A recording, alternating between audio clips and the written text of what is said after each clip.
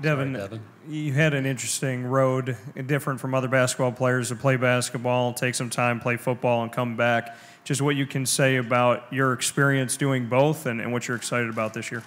From the experience, I would just say it was an awesome experience. I met a lot of different people over at football. I met a lot of different guys, made a lot of great connections that I still talk to a lot of guys today, like Isaiah and Bucky. But then coming back to basketball was kind of liberating because I wanted to be with my guys, the guys that I've been there with for a really, really long time. So being able to see my teammates and my brothers was awesome for me as well. Devin, Buzz basketball always seems like that you guys are in it to the end, well prepared. You don't seem to panic in those waning stages of a game. What is it about practice that prepares you guys to stay cool under pressure?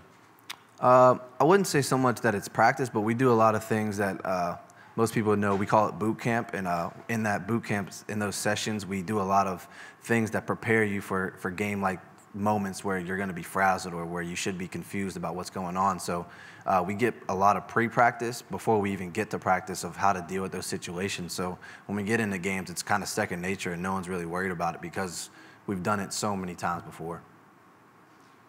Let's go back to Dan in the front row to the left.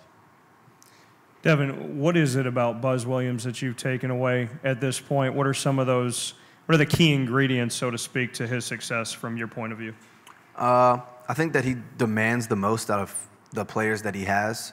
He's going to get you to push you to your limits, and he's going to want you to push yourself to your limits as well. So he's a great motivator, a great coach, a great life coach as well. He teaches us about things beyond the court that I think a lot of coaches kind of miss out on. And he could care, I shouldn't say care less about basketball, but he's not worried about it. He wants to see what you're going to be able to do after the ball stops bouncing. So a lot of people respect that, and I think that's why people play so hard for him, because they know that he wants us to do better than the average basketball player.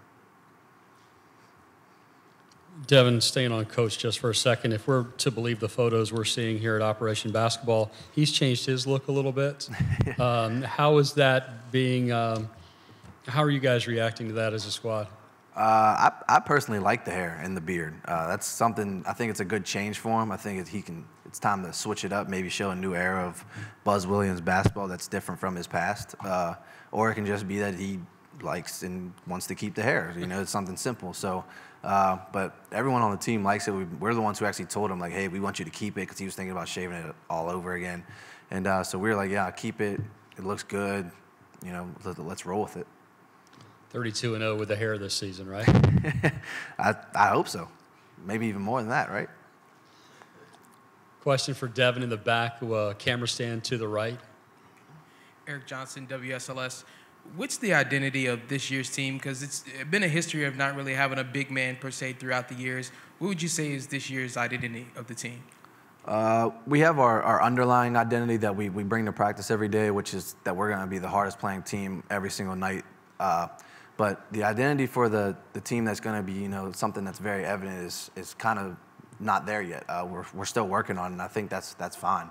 We're a couple, 3 or 4 weeks away from 2 or 3 weeks away from the season, so I think we have time to kind of find our identity, and even if it takes it into the season, I think that's fine, as long as we end up finding one eventually. But we're on a good track to finding one, and I think it's going to be a good one when it all comes down to it. Question we've asked other players this morning: to be successful this season, do you have to have a trophy? I think it's an individual thing. I think some guys like to see that hardware, but for us, it's, are we going out and playing the basketball that we want to play and that we know is the right way to play? We don't want to go out there and think that we're entitled to anything, that we're entitled to a trophy. I just think trophies are they're evident of what you've done, whether it's good or bad. So I think the one thing we try to focus on in our minds and in our practices and in our program is that we want to focus on how we can internally be the best that we can be. Hokies!